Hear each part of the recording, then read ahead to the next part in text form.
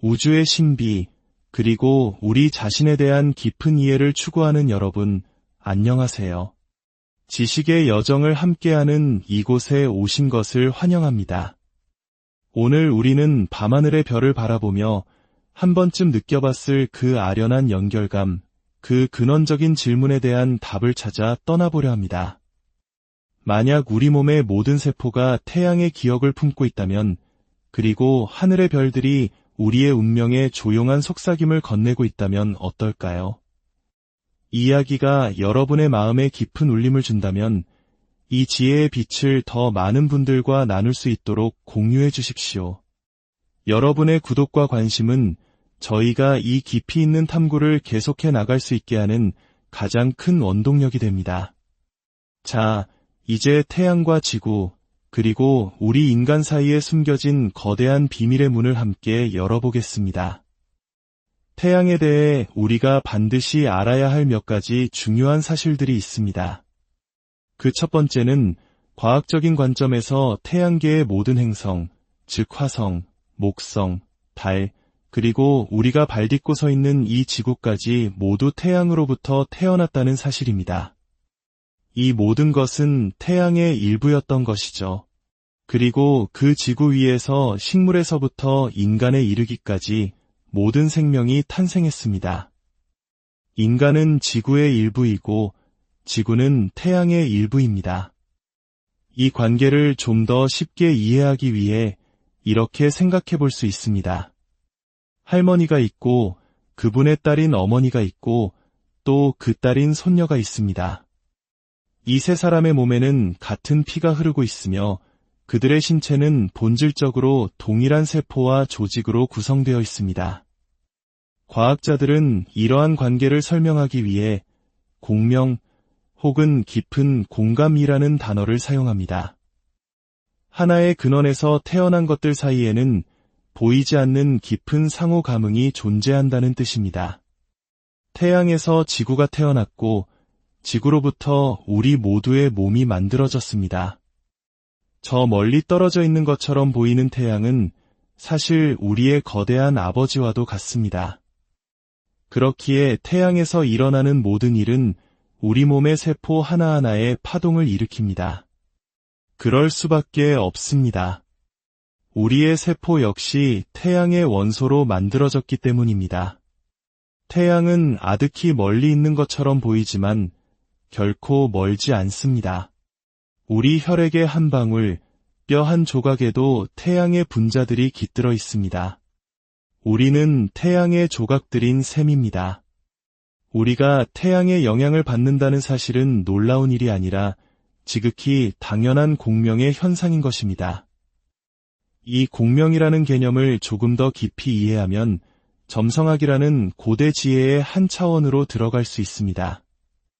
예를 들어 일란성 쌍둥이에 대한 수많은 연구가 지난 50년간 이루어졌습니다. 한 난자에서 태어난 두 아이를 각각 다른 방에 두고 동시에 종을 울립니다. 그리고 아이들에게 종소리를 듣고 가장 먼저 떠오르는 생각이나 이미지를 종이에 적거나 그리게 합니다. 놀라운 결과가 나타났습니다. 만약 두 아이에게 20개의 그림을 그리게 했다면 그중 90%는 거의 동일한 그림이었습니다. 마음속에 떠오르는 첫 번째 생각, 첫 단어, 첫 이미지가 다른 방에 있는 쌍둥이에게도 거의 똑같이 형성되는 것입니다. 과학자들은 이것을 공명 현상이라고 부릅니다. 두 사람 사이에 너무나 큰 유사성이 존재하기에 마치 하나의 존재처럼 서로에게 반응하는 것입니다. 보이지 않는 경로로 마치 무선 통신처럼 둘은 연결되어 있습니다. 태양과 지구 사이에도 그리고 지구와 인간 사이에도 매 순간 이와 같은 깊은 소통이 이루어지고 있습니다. 태양, 지구, 인간, 이 셋 사이에는 끊임없는 대화가 오고 갑니다. 하지만 그 대화는 너무나 심오하고 내적이며 미묘해서 우리가 쉽게 알아차리지 못할 뿐입니다. 미국의 나이테 연구센터라는 곳이 있습니다. 나무를 자르면 단면에 수많은 동심원, 즉 나이테를 볼 수 있습니다. 가구의 아름다운 무늬는 바로 이 나이테 덕분이죠. 이 연구소는 지난 50년간 나무의 나이테를 연구해왔습니다. 더글라스 교수는 자신의 인생 대부분을 이 연구에 바쳤고 수많은 놀라운 사실들을 발견했습니다. 가장 기본적인 사실은 우리 모두가 알다시피 나이테를 통해 나무의 나이를 알 수 있다는 것입니다. 나무는 매년 하나의 껍질을 벗고 새로운 나이테를 만들어냅니다. 50년 된 나무라면 신개의 나이테를 가지고 있겠죠. 하지만 더 놀라운 것은 이 나이테가 과거의 날씨 정보까지 담고 있다는 사실입니다. 만약 어떤 해의 여름이 매우 덥고 비가 많이 왔다면 그 해에 생긴 나이테는 넓게 형성됩니다. 반대로 춥고 건조했다면 나이테는 매우 좁게 만들어집니다. 우리는 수천 년 전에 나무 조각을 분석해서 그 나이테가 만들어지던 해의 날씨가 어땠는지, 비가 많이 왔는지, 가뭄이 들었는지를 정확히 알 수 있습니다. 석가모니가 보리수 아래에서 깨달음을 얻던 해에 큰 비가 내렸다고 경전에 기록되어 있다면 그 보리수 나무의 나이테는 그 기록이 사실인지 아닌지를 증명해 줄 것입니다. 인간의 기억은 틀릴 수 있어도 나무의 기록은 거짓말을 하지 않습니다. 더글라스 교수는 이 나이테를 연구하다가 전혀 예상치 못한 거대한 패턴을 발견하게 됩니다. 그것은 바로 매 11년마다 나무의 나이테가 그 어느 때보다도 넓어진다는 사실이었습니다. 그리고 그 11년은 바로 태양의 활동이 가장 활발해지는 주기와 정확히 일치했습니다. 태양은 11년을 주기로 매우 활발해지며 엄청난 양의 방사선 에너지를 방출합니다. 바로 그 해에 지구상의 모든 나무들은 특정 지역이나 숲이 아니라 전 지구의 모든 나무들이 마치 약속이라도 한 듯 이 강력한 우주 에너지로부터 자신을 보호하기 위해 더 두꺼운 껍질, 즉 더 넓은 나이테를 만들어냅니다. 이 발견으로 인해 과학자들은 지구의 기후라는 새로운 개념을 사용하기 시작했습니다. 이전까지는 각 지역의 날씨만 이야기했지만 이제는 태양의 활동이 지구 전체에 영향을 미치는 거대한 기후 패턴을 만들어낸다는 것을 알게 된 것입니다. 우리는 인지하지 못하지만 나무들은 그것을 정확하게 기록하고 있었습니다. 11년째 되는 해에 가장 두꺼운 나이테를 만들고 그 후 5년 동안은 점점 얇아지다가 다시 5년 동안 두꺼워져 11년째의 정점을 찍는 리듬을 반복하는 것입니다. 만약 이토록 거대한 나무들조차 태양에서 일어나는 사건에 이렇게 민감하게 반응하고 그 기록을 몸에 새긴다면 과연 우리 인간의 마음과 몸에는 아무런 층이 없을까요? 우리 역시 어떤 형태로든 우주적 리듬을 기록하고 있지는 않을까요? 아직 과학적으로 명확히 밝혀지진 않았지만 나무도 감지하는 태양의 변화를 인간이 전혀 감지하지 못한다는 것은 상상하기 어렵습니다. 점성학은 바로 이 지점에서 출발합니다. 우주 어디에선가 일어나는 일은 인간의 마음 속에서도 동시에 일어난다는 진리를 탐구하는 학문입니다. 인간 또한 나무처럼 내면에 우주의 소식을 담고 있지만 그 기록을 해독하는 방법이 나무처럼 간단하지 않을 뿐입니다. 나무는 베어보면 알 수 있지만 사람은 그렇게 할 수 없기 때문입니다. 사람에게는 마음이 있기에 우주적 사건들은 몸이 아닌 마음에 기록됩니다. 태양의 리듬에는 11년 주기 외에 더 큰 90년의 주기도 존재합니다. 이 사실은 고대 이집트의 기록을 통해 밝혀졌습니다. 약 4,000년 전 이집트의 파라오들은 나일강의 수위 변화를 매일같이 기록하라는 명령을 내렸습니다. 그 덕분에 나일강은 4,000년이라는 인류 역사상 유례없는 상세한 활동 기록을 갖게 되었습니다. 파라오라는 말 자체가 이집트어로 태양을 의미합니다. 그들은 태양과 강 사이에 깊은 소통이 있다고 믿었고 언젠가 태양의 비밀이 밝혀질 때 이 기록이 중요한 단서가 될 것이라고 생각했던 것입니다. 그리고 4,000년이 지난 지금 우리는 태양의 활동에 대해 많은 것을 알게 되었고 파라오의 예언은 정확했습니다. 나일강의 4000년 기록은 태양의 90년 주기 리듬과 완벽하게 일치했습니다. 태양은 90년을 주기로 45년 동안은 점점 젊어지고 다음 45년 동안은 늙어갑니다. 에너지의 흐름이 45년간은 절정을 향해 치솟다가 45년이 지나면 서서히 쇠퇴하는 것입니다. 그리고 태양이 가장 늙고 쇠약해지는 90년째 되는 해에는 지구 전체의 지진 발생 빈도가 급격히 증가합니다.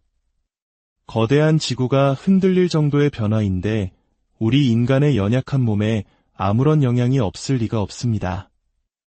태양이 젊어지는 시기에 태어난 아이들은 놀라울 정도로 건강한 경향을 보입니다. 반대로 태양이 늙어가는 시기에 태어난 아이들은 평생 건강 문제로 고생할 가능성이 높습니다. 이는 마치 순풍에 도출단 배와 역풍을 거슬러 노를 저어야 하는 배의 차이와 같습니다. 태양이라는 생명의 원천이 쇠퇴할 때 태어난 생명은 거센 역풍을 맞서 싸워야 하는 고된 여정을 시작하는 것과 같습니다. 반면 태양이 에너지를 뿜어낼 때 태어난 생명은 순풍을 타고 순조롭게 항해하는 것과 같습니다. 현대 과학자들 역시 태양이 절정기에 있을 때 지구상의 질병이 가장 적고 쇠퇴기에 있을 때 가장 많은 질병이 창궐한다는 사실에 주목하고 있습니다. 4000년 동안 나일강은 이 리듬에 맞춰 45년간은 수위가 차올랐다가 다음 45년간은 메말라가는 것을 반복했습니다. 우리 인간은 이 광활한 우주에서 홀로 동떨어진 존재가 아닙니다. 이 모든 것의 총합이며 서로 긴밀하게 연결되어 있습니다. 우리가 만든 그 어떤 정교한 시계도 지구만큼 정확하게 시간을 알려주지는 못합니다. 지구는 정확히 23시간 56분 만에 한 바퀴를 자전합니다. 하지만 이 완벽해 보이는 지구의 시계조차도 태양의 11년 주기와 90년 주기에 극심한 변화가 일어나는 순간에는 흔들리고 맙니다. 거대한 지구가 흔들릴 정도의 우주적 힘이 지구를 지나갈 때 그 위에 서 있는 나무와 인간이 흔들리지 않을 수 있을까요? 물론 그 진동은 너무나 미세해서 과거에는 측정할 장비가 없었습니다. 하지만 이제 우리는 1초의 수천분의 1에 해당하는 미세한 진동까지도 감지할 수 있습니다. 그러나 인간 내면의 진동을 포착할 장비는 아직 없습니다. 그 문제는 훨씬 더 미묘하기 때문입니다. 사실 인간은 너무나 많은 우주적 영향으로부터 보호받고 있습니다.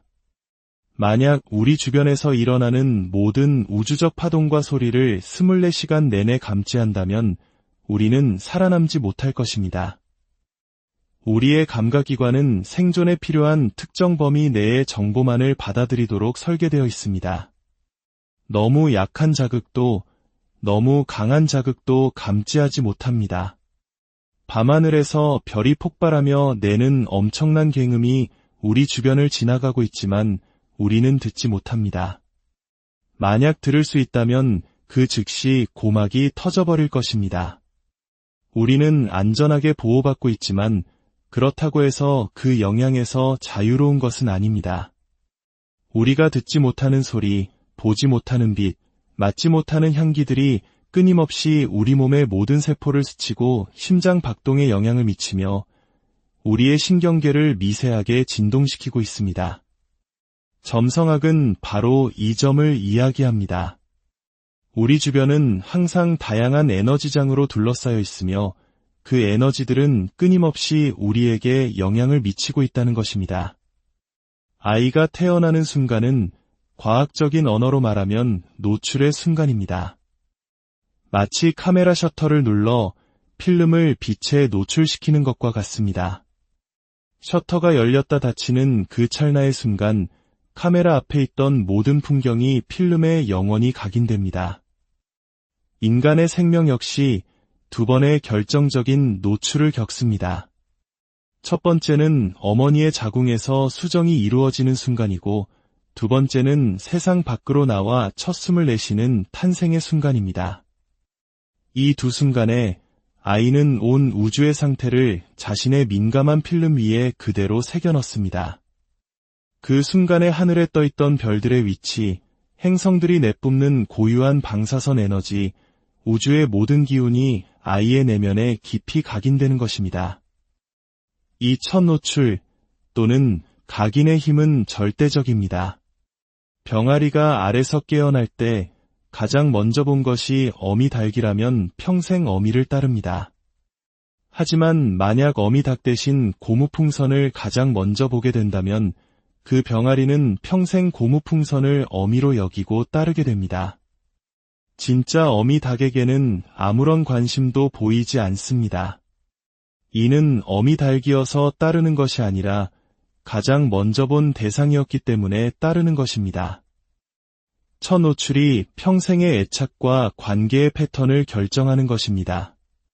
만약 병아리에게 고무풍선이 그토록 강력한 영향을 미친다면 한 인간이 태어나는 찰나의 순간 그를 둘러싸놓은 우주 전체가 그의 내면에 얼마나 깊은 영향을 미치겠습니까? 점성학은 바로 그 순간 아이를 둘러싸고 있던 전체 우주의 모습, 즉 행성들의 위치와 그들이 뿜어내는 고유한 에너지들이 아이의 내면에 각인되어 평생의 기질과 잠재력, 강점과 약점을 형성한다고 말합니다. 금성이 내뿜는 에너지와 목성이 내뿜는 에너지는 다릅니다. 각 행성은 고유한 대기와 원소로 구성되어 있어 지구로 보내는 에너지의 성격 또한 저마다 다릅니다. 아이가 태어나는 순간 지평선을 둘러싸고 있던 특정 행성들의 에너지 조합이 그 아이의 고유한 우주적 청사진이 되는 것입니다. 히로시마에 원자폭탄이 투하된 이후에야 우리는 방사능이 세대에 걸쳐 얼마나 끔찍한 영향을 미치는지 알게 되었습니다. 폭탄이 터졌을 때 살아남은 사람들의 몸속 유전 정보가 방사능에 의해 변형되었고 그 결과 수십 년이 지난 후에도 기형아가 태어나는 비극이 계속되었습니다. 작은 원자폭탄 하나의 에너지가 이 정도의 영향을 미친다면 수십억 개의 원자폭탄이 동시에 터지는 것과 같은 에너지를 수십억 년 동안 내뿜고 있는 태양과 다른 별들의 힘은 과연 어떠할까요? 우리는 이 거대한 우주적 에너지의 바다 속에서 살아가고 있습니다. 점성학은 본래 이 장엄한 우주와 인간의 관계를 탐구하는 위대한 과학이었습니다. 하지만 안타깝게도 오늘날의 점성학은 마치 폐허가 된 궁전과 같습니다.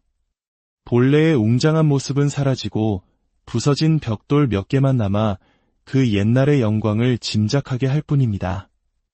많은 사람들이 점성학을 단순히 내일의 운세나 결혼은 언제 할까? 시험에 합격할 수 있을까? 와 같은 사소한 질문에 답하는 것으로 오해합니다. 이것은 점성학의 가장 지엽적이고 비본질적인 부분에 불과합니다. 이런 사소한 문제들에 집착했기 때문에 점성학이라는 위대한 지혜의 전당은 무너져 내린 것입니다. 진정한 점성학은 우리 삶을 세 가지 차원으로 나누어 봅니다. 첫 번째는 비본질적인 영역입니다. 길을 가다 바나나 껍질을 밟고 넘어지는 것, 직장을 구하거나 잃는 것과 같은 일상의 사건들입니다. 이것은 수많은 우연적 요소들이 결합하여 일어나는 일들로 우주의 근본적인 법칙과는 거의 관련이 없습니다. 두 번째는 반본질적인 영역입니다. 삶과 죽음 같은 문제입니다. 이 영역은 우리의 암과 선택에 따라 어느 정도 변경될 수 있습니다. 의학 지식이 발전하면 인간의 수명을 연장할 수 있는 것처럼 말입니다. 우리가 무지하다면 정해진 대로 흘러가겠지만 앓을 통해 더 나은 대안을 선택할 수 있는 영역입니다. 그리고 마지막, 가장 깊은 곳에 본질적인 영역이 있습니다. 이것은 절대로 변하지 않는 우리 존재의 핵심, 근원적인 성향과 잠재력입니다. 진정한 점성학이 탐구하고자 했던 것이 바로 이 영역입니다. 이것은 바꿀 수 있는 것이 아니라 이해하고 그에 협력하며 살아가야 하는 우리 존재의 근본적인 법칙입니다. 마하비라의 일화가 이를 잘 보여줍니다. 마하비라가 제자 고살라와 길을 가다가 작은 풀 한 포기를 보았습니다. 고살라가 물었습니다. 스승님, 저 풀이 과연 꽃을 피울 수 있을까요? 마하비라는 눈을 감고 잠시 명상에 잠긴 후 대답했습니다. 그렇다, 저 풀은 꽃을 피울 것이다. 그러자 고살라는 그 자리에서 풀을 뿌리째 뽑아 던져버리고는 자신의 행동으로 스승의 예언이 틀렸음을 증명했다는 듯 위기양양하게 웃었습니다. 며칠 후 그들이 다시 그 길을 지나가게 되었습니다. 그 사이 큰 비가 내려 뽑혔던 풀은 다시 젖은 땅에 뿌리를 내리고 싱싱하게 살아나 있었습니다. 마하비라가 말했습니다. 보아라. 나는 저 풀의 외적인 조건이 아니라 그 안에 있는 살고자 하는 본질적인 의지를 보았다. 너의 방해에도 불구하고 그 생명의 본질은 결국 자신의 길을 찾아 꽃을 피울 것이다. 진정한 점성학은 바로 이 본질에 관한 이야기입니다. 내가 몇 살까지 살 것인가를 묻는 것이 아니라 나는 주어진 삶을 어떻게 살아야 하는가를 묻는 것입니다. 언제 죽을 것인가가 아니라 죽음의 순간에 나는 웃으며 맞이할 것인가, 울며 맞이할 것인가를 묻는 것입니다. 우리가 우주와 깊이 연결된 존재라는 것을 깨달을 때 우리의 삶에서 나라는 작은 자아, 즉 에고는 힘을 잃게 됩니다. 내가 겪는 성공과 실패는 더 이상 나 혼자만의 것이 아니게 됩니다. 그것은 거대한 우주적 흐름 속에서 일어나는 하나의 파도일 뿐입니다. 파도가 일어났다고 기뻐할 것도, 파도가 사라진다고 슬퍼할 것도 없습니다. 나는 파도가 아니라 파도를 일으키는 거대한 바다 그 자체의 일부이기 때문입니다. 이러한 깨달음 속에서 우리는 진정한 평온과 기쁨을 얻을 수 있습니다. 이것이 바로 점성학이 우리에게 주고자 했던 궁극적인 선물입니다. 기억하십시오. 우리는 홀로 떨어진 섬이 아닙니다. 우리는 태양의 연장선이며 지구의 자녀이고 우주라는 거대한 교향곡을 함께 연주하는 연주자들입니다. 태양의 숨결이 우리의 들숨과 날숨이 되고 별들의 운행이 우리 심장의 박동이 됩니다.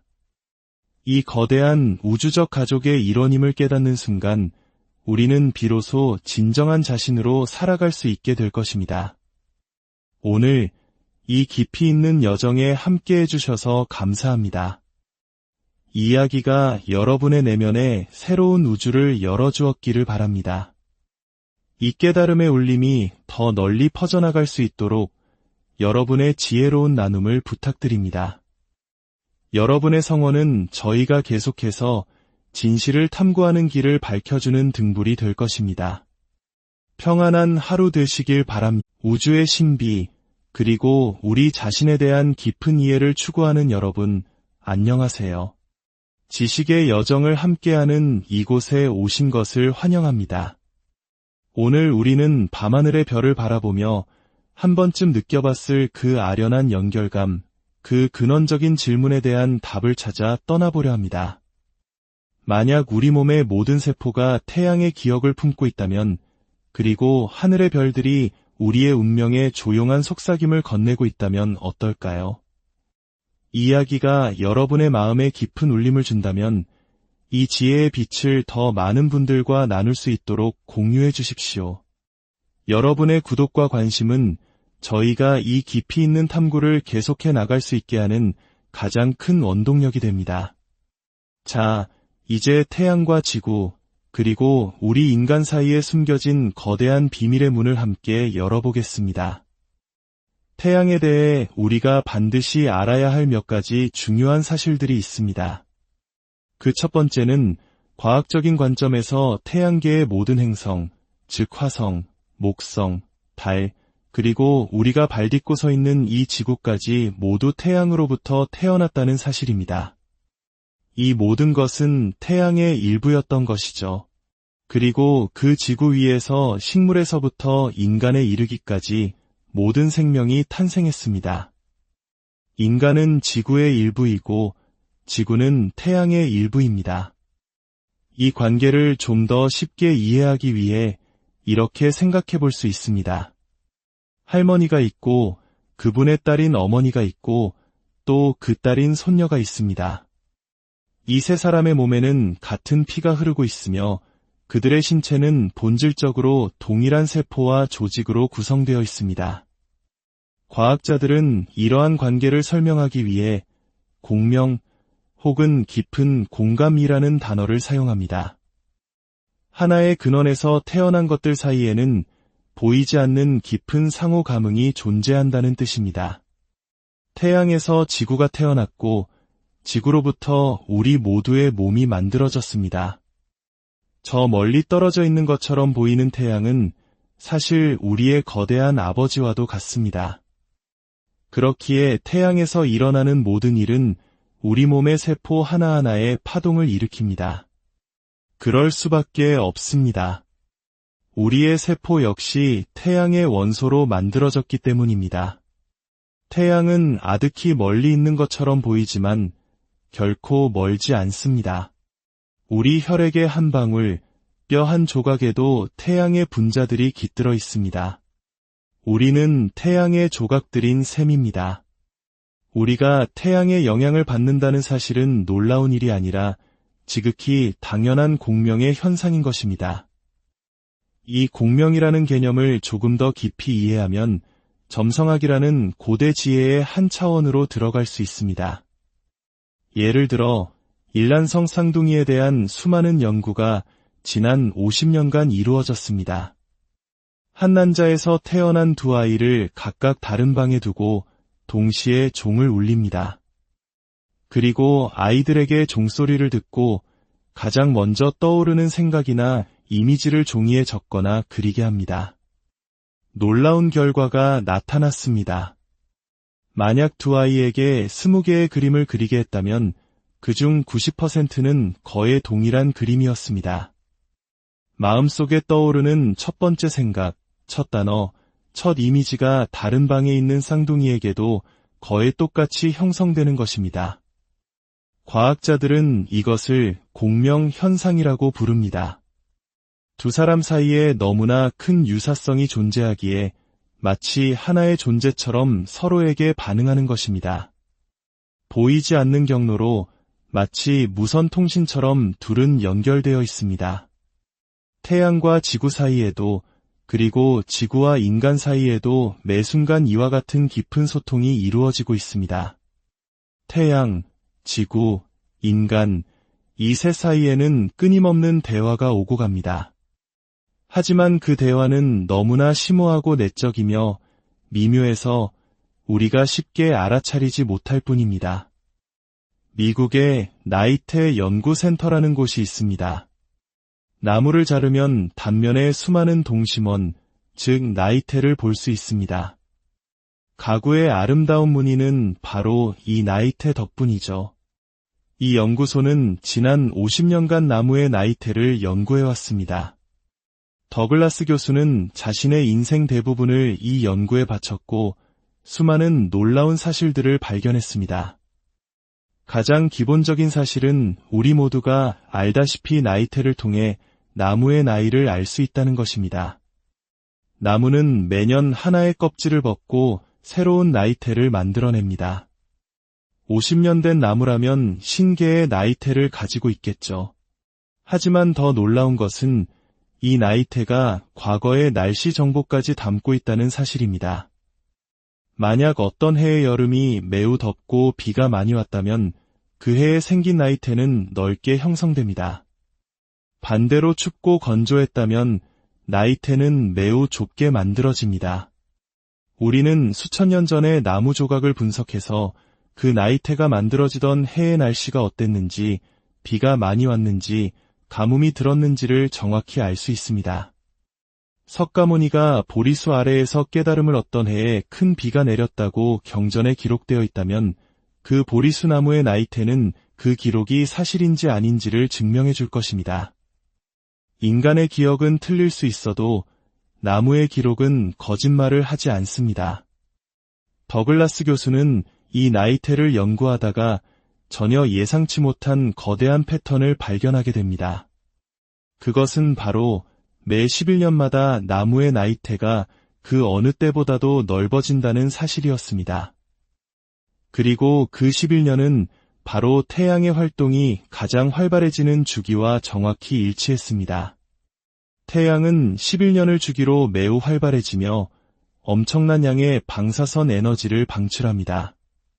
바로 그 해에 지구상의 모든 나무들은 특정 지역이나 숲이 아니라 전 지구의 모든 나무들이 마치 약속이라도 한 듯 이 강력한 우주 에너지로부터 자신을 보호하기 위해 더 두꺼운 껍질, 즉 더 넓은 나이테를 만들어냅니다. 이 발견으로 인해 과학자들은 지구의 기후라는 새로운 개념을 사용하기 시작했습니다. 이전까지는 각 지역의 날씨만 이야기했지만 이제는 태양의 활동이 지구 전체에 영향을 미치는 거대한 기후 패턴을 만들어낸다는 것을 알게 된 것입니다. 우리는 인지하지 못하지만 나무들은 그것을 정확하게 기록하고 있었습니다.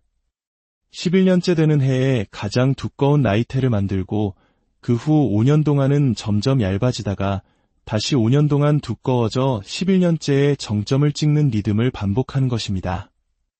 만약 이토록 거대한 나무들조차 태양에서 일어나는 사건에 이렇게 민감하게 반응하고 그 기록을 몸에 새긴다면 과연 우리 인간의 마음과 몸에는 아무런 층이 없을까요? 우리 역시 어떤 형태로든 우주적 리듬을 기록하고 있지는 않을까요? 아직 과학적으로 명확히 밝혀지진 않았지만 나무도 감지하는 태양의 변화를 인간이 전혀 감지하지 못한다는 것은 상상하기 어렵습니다. 점성학은 바로 이 지점에서 출발합니다. 우주 어디에선가 일어나는 일은 인간의 마음 속에서도 동시에 일어난다는 진리를 탐구하는 학문입니다. 인간 또한 나무처럼 내면에 우주의 소식을 담고 있지만 그 기록을 해독하는 방법이 나무처럼 간단하지 않을 뿐입니다. 나무는 베어보면 알 수 있지만 사람은 그렇게 할 수 없기 때문입니다. 사람에게는 마음이 있기에 우주적 사건들은 몸이 아닌 마음에 기록됩니다. 태양의 리듬에는 11년 주기 외에 더 큰 90년의 주기도 존재합니다. 이 사실은 고대 이집트의 기록을 통해 밝혀졌습니다. 약 4,000년 전 이집트의 파라오들은 나일강의 수위 변화를 매일같이 기록하라는 명령을 내렸습니다. 그 덕분에 나일강은 4,000년이라는 인류 역사상 유례없는 상세한 활동 기록을 갖게 되었습니다. 파라오라는 말 자체가 이집트어로 태양을 의미합니다. 그들은 태양과 강 사이에 깊은 소통이 있다고 믿었고 언젠가 태양의 비밀이 밝혀질 때 이 기록이 중요한 단서가 될 것이라고 생각했던 것입니다. 그리고 4,000년이 지난 지금 우리는 태양의 활동에 대해 많은 것을 알게 되었고 파라오의 예언은 정확했습니다. 나일강의 4,000년 기록은 태양의 90년 주기 리듬과 완벽하게 일치했습니다. 태양은 90년을 주기로 45년 동안은 점점 젊어지고 다음 45년 동안은 늙어갑니다. 에너지의 흐름이 45년간은 절정을 향해 치솟다가 45년이 지나면 서서히 쇠퇴하는 것입니다. 그리고 태양이 가장 늙고 쇠약해지는 90년째 되는 해에는 지구 전체의 지진 발생 빈도가 급격히 증가합니다. 거대한 지구가 흔들릴 정도의 변화인데 우리 인간의 연약한 몸에 아무런 영향이 없을 리가 없습니다. 태양이 젊어지는 시기에 태어난 아이들은 놀라울 정도로 건강한 경향을 보입니다.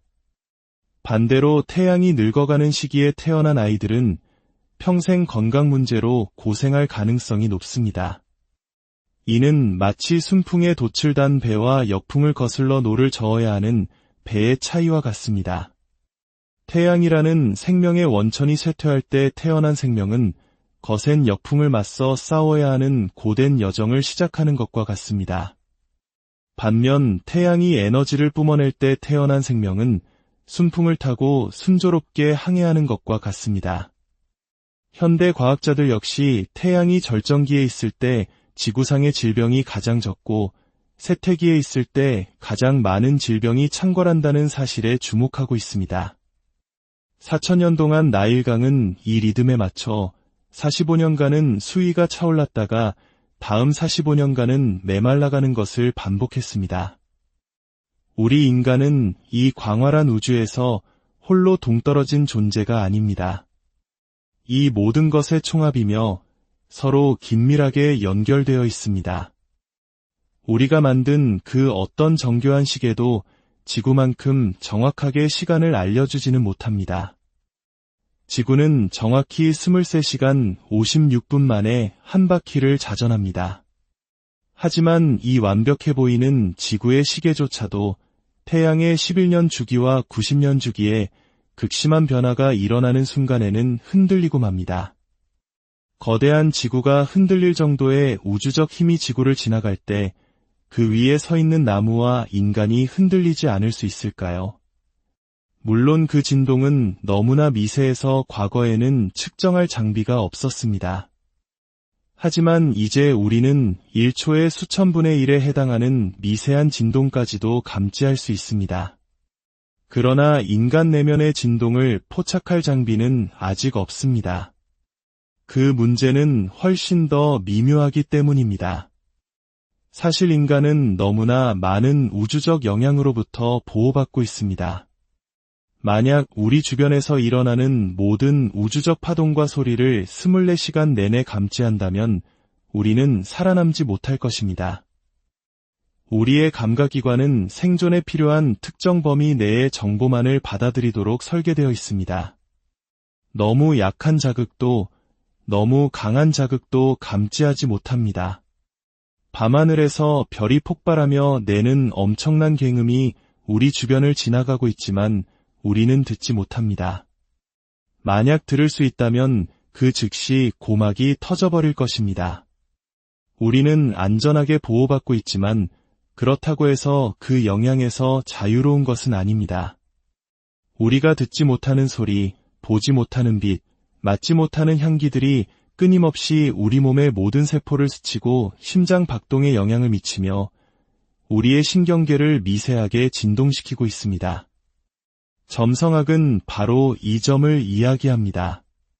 우리 주변은 항상 다양한 에너지장으로 둘러싸여 있으며 그 에너지들은 끊임없이 우리에게 영향을 미치고 있다는 것입니다.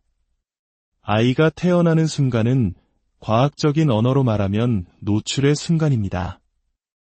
마치 카메라 셔터를 눌러 필름을 빛에 노출시키는 것과 같습니다. 셔터가 열렸다 닫히는 그 찰나의 순간 카메라 앞에 있던 모든 풍경이 필름에 영원히 각인됩니다. 인간의 생명 역시 두 번의 결정적인 노출을 겪습니다.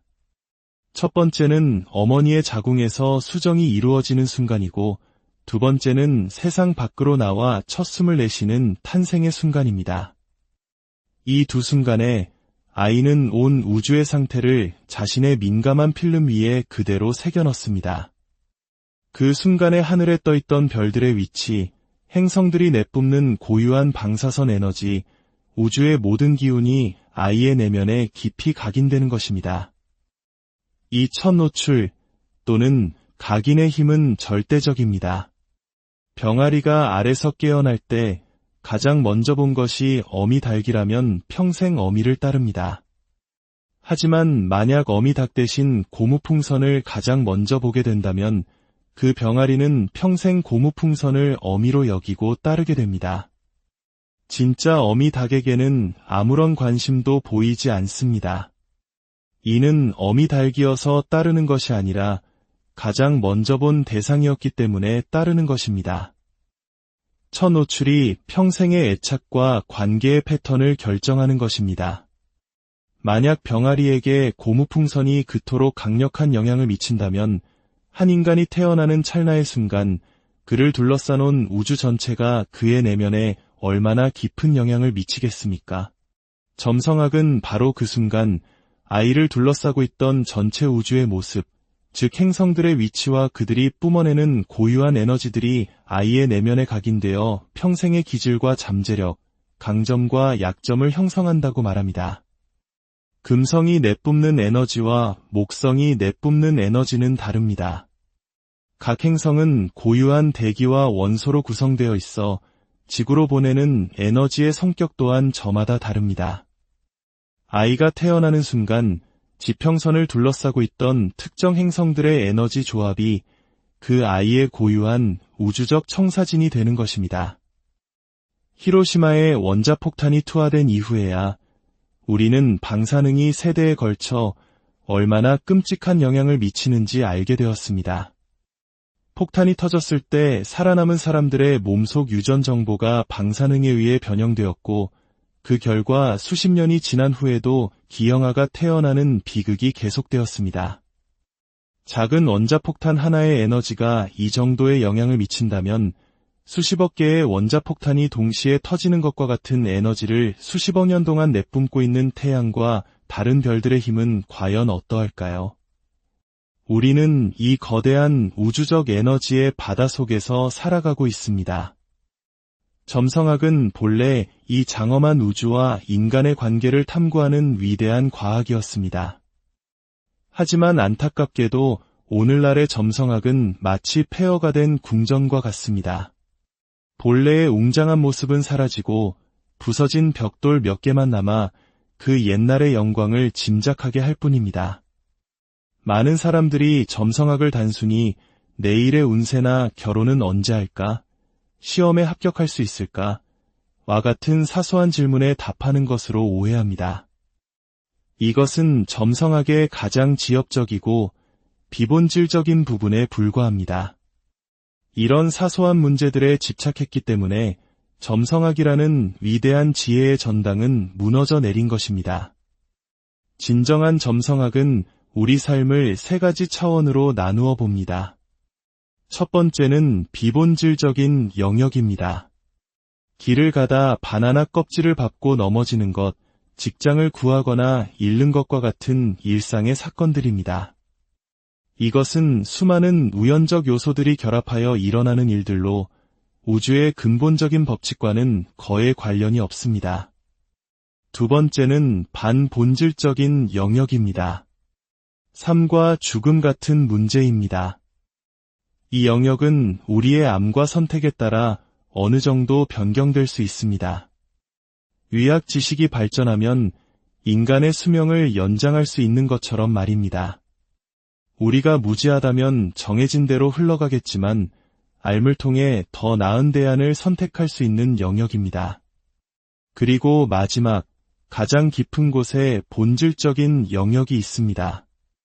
이것은 절대로 변하지 않는 우리 존재의 핵심, 근원적인 성향과 잠재력입니다. 진정한 점성학이 탐구하고자 했던 것이 바로 이 영역입니다.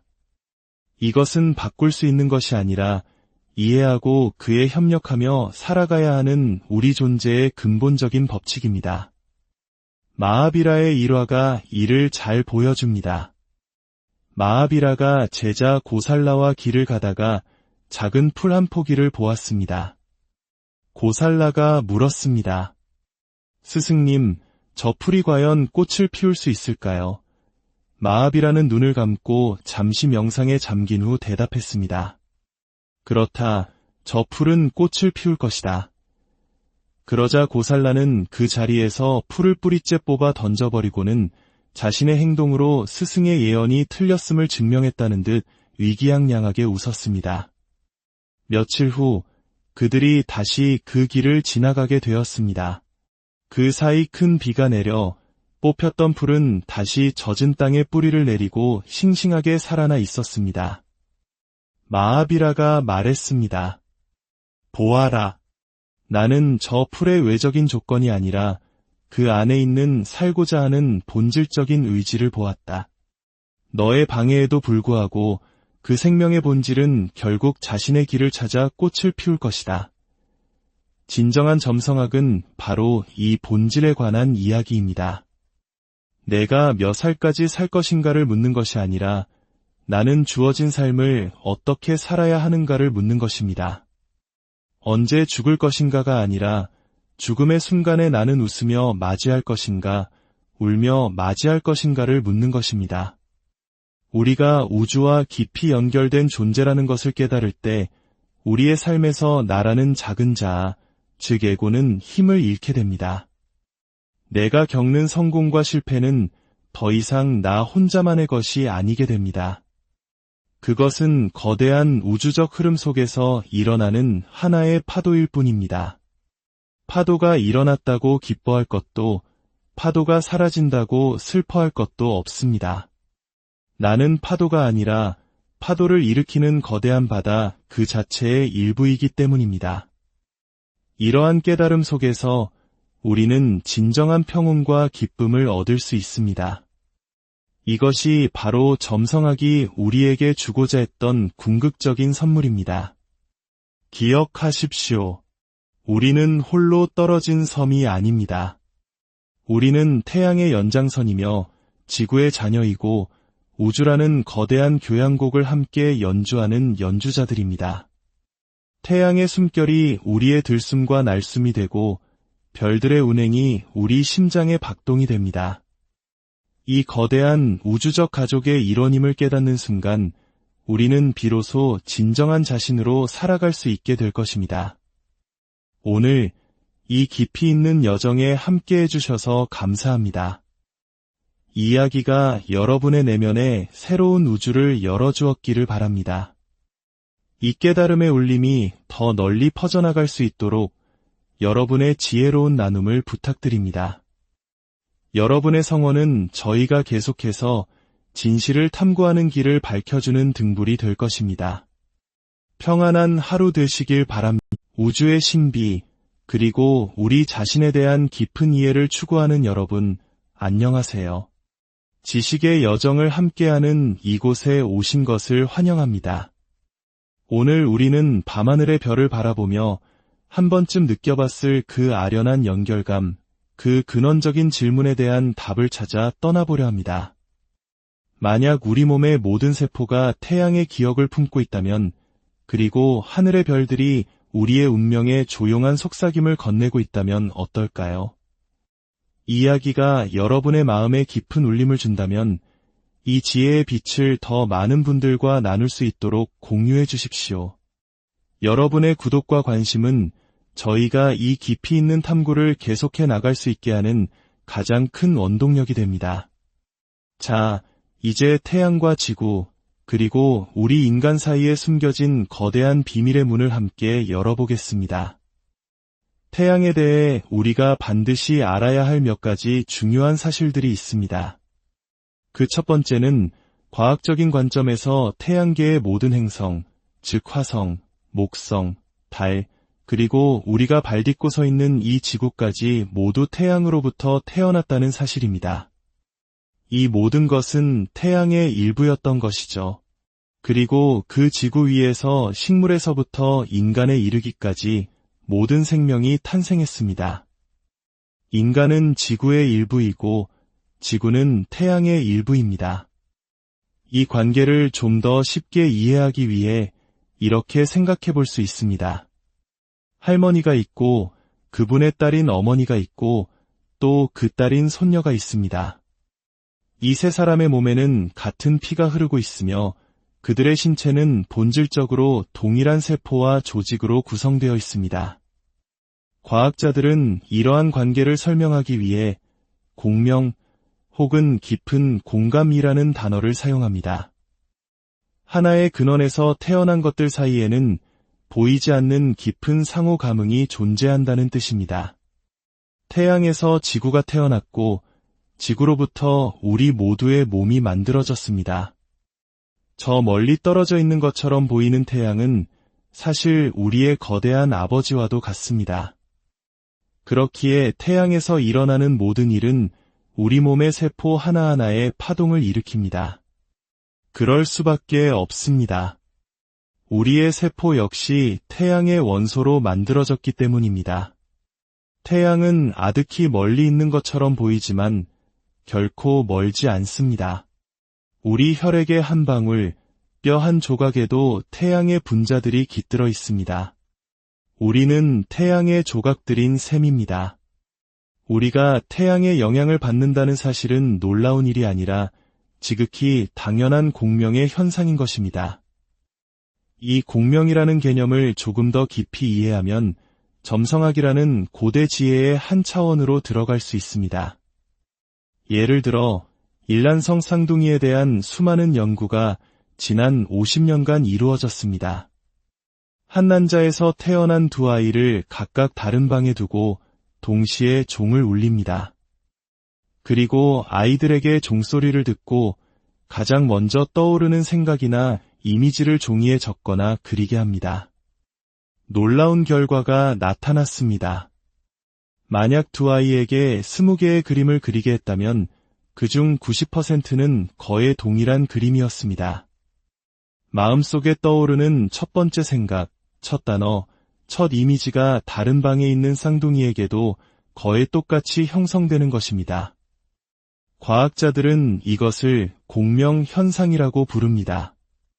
두 사람 사이에 너무나 큰 유사성이 존재하기에 마치 하나의 존재처럼 서로에게 반응하는 것입니다.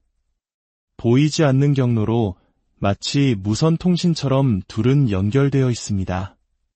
태양과 지구 사이에도 그리고 지구와 인간 사이에도 매 순간 이와 같은 깊은 소통이 이루어지고 있습니다. 태양, 지구, 인간, 이 셋 사이에는 끊임없는 대화가 오고 갑니다. 하지만 그 대화는 너무나 심오하고 내적이며 미묘해서 우리가 쉽게 알아차리지 못할 뿐입니다. 미국의 나이테 연구센터라는 곳이 있습니다. 나무를 자르면 단면에 수많은 동심원, 즉 나이테를 볼 수 있습니다. 가구의 아름다운 무늬는 바로 이 나이테 덕분이죠. 이 연구소는 지난 50년간 나무의 나이테를 연구해왔습니다. 더글라스 교수는 자신의 인생 대부분을 이 연구에 바쳤고 수많은 놀라운 사실들을 발견했습니다. 가장 기본적인 사실은 우리 모두가 알다시피 나이테를 통해 나무의 나이를 알 수 있다는 것입니다. 나무는 매년 하나의 껍질을 벗고 새로운 나이테를 만들어냅니다. 50년 된 나무라면 신개의 나이테를 가지고 있겠죠.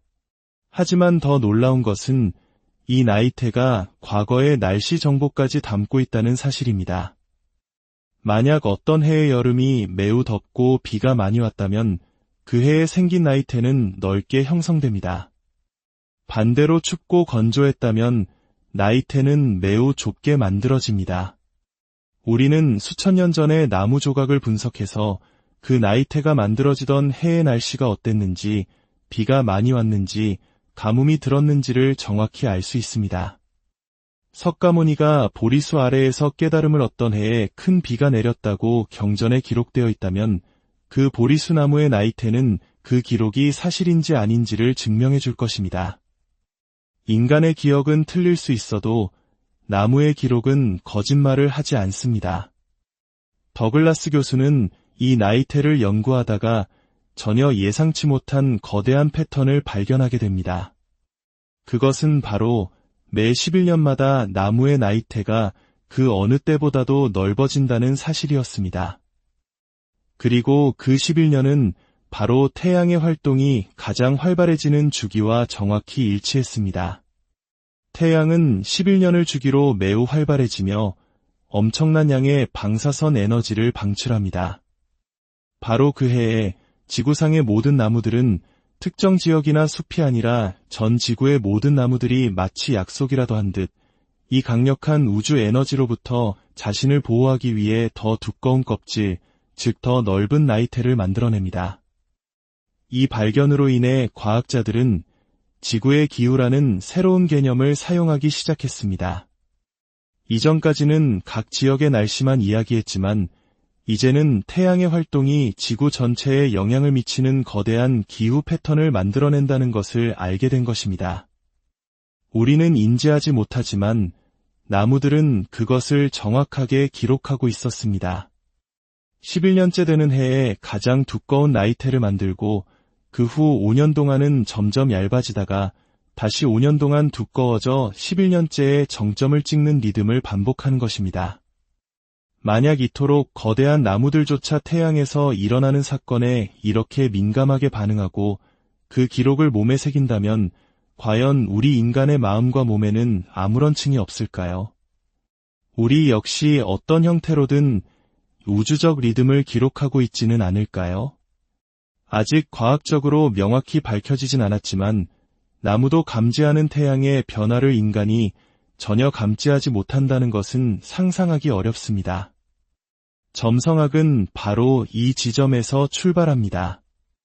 우주 어디에선가 일어나는 일은 인간의 마음 속에서도 동시에 일어난다는 진리를 탐구하는 학문입니다. 인간 또한 나무처럼 내면에 우주의 소식을 담고 있지만 그 기록을 해독하는 방법이 나무처럼 간단하지 않을 뿐입니다. 나무는 베어보면 알 수 있지만 사람은 그렇게 할 수 없기 때문입니다. 사람에게는 마음이 있기에 우주적 사건들은 몸이 아닌 마음에 기록됩니다. 태양의 리듬에는 11년 주기 외에 더 큰 90년의 주기도 존재합니다. 이 사실은 고대 이집트의 기록을 통해 밝혀졌습니다. 약 4,000년 전 이집트의 파라오들은 나일강의 수위 변화를 매일같이 기록하라는 명령을 내렸습니다. 그 덕분에 나일강은 4,000년이라는 인류 역사상 유례없는 상세한 활동 기록을 갖게 되었습니다.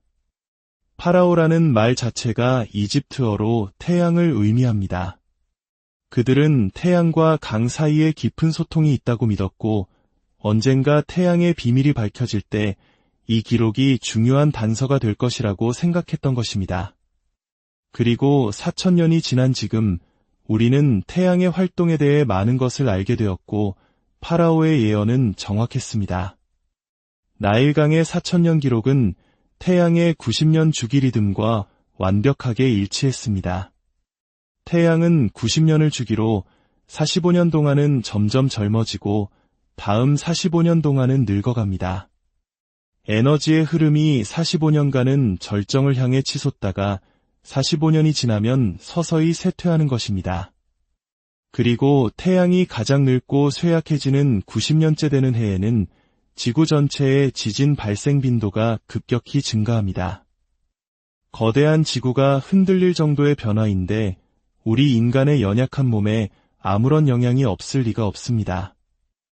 태양이 젊어지는 시기에 태어난 아이들은 놀라울 정도로 건강한 경향을 보입니다. 반대로 태양이 늙어가는 시기에 태어난 아이들은 평생 건강 문제로 고생할 가능성이 높습니다.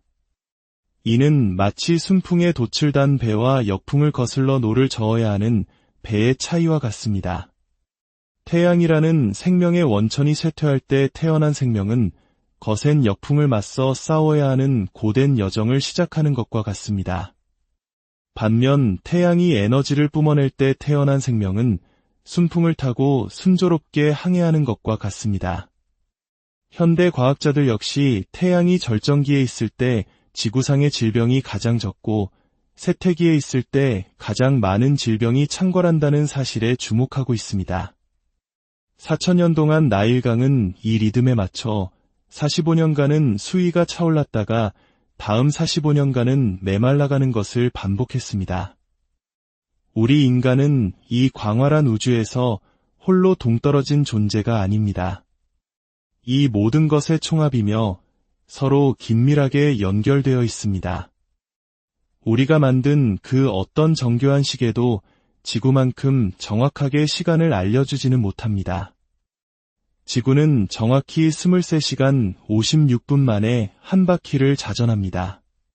하지만 이 완벽해 보이는 지구의 시계조차도 태양의 11년 주기와 90년 주기에 극심한 변화가 일어나는 순간에는 흔들리고 맙니다. 거대한 지구가 흔들릴 정도의 우주적 힘이 지구를 지나갈 때 그 위에 서 있는 나무와 인간이 흔들리지 않을 수 있을까요? 물론 그 진동은 너무나 미세해서 과거에는 측정할 장비가 없었습니다. 하지만 이제 우리는 1초의 수천분의 1에 해당하는 미세한 진동까지도 감지할 수 있습니다. 그러나 인간 내면의 진동을 포착할 장비는 아직 없습니다. 그 문제는 훨씬 더 미묘하기 때문입니다. 사실 인간은 너무나 많은 우주적 영향으로부터 보호받고 있습니다.